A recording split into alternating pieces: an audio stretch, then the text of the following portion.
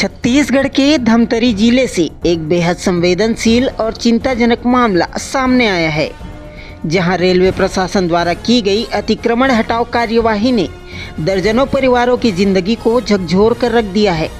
धमतरी से रायपुर तक प्रस्तावित नई बड़ी रेलवे लाइन परियोजना के तहत सेहरा डबरी गांव में रेलवे की जमीन पर बने करीब 35 घरों को बुलडोजर चलाकर जमींदोज कर दिया गया।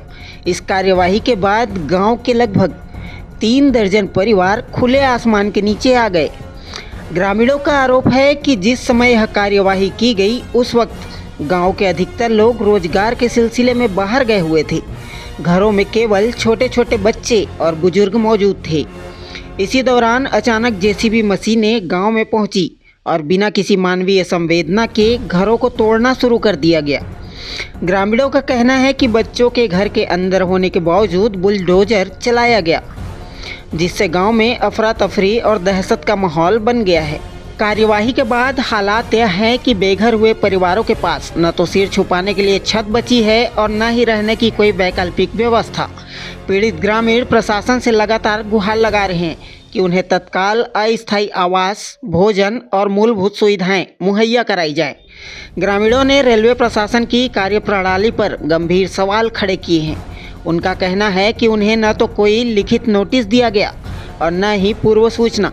यदि पहले से जानकारी दी जाती तो लोग अपने बच्चों, सामान और मवेशियों को सुरक्षित निकाल सकते थे। ग्रामीणों का यह भी कहना है कि बिना वैकल्पिक व्यवस्था के इस तरह की कार्यवाही क्या मानवीय दृष्टि से उचित है। वहीं रेलवे प्रशासन का पक्ष है कि धमतरी से रायपुर तक नई रेलवे लाइन बिछाने का कार्य तेजी से चल रहा है। रेलवे की जमीन पर वर्षों से अतिक्रमण था, जिसे पहले मौखिक रूप से खाली करने को कहा गया था।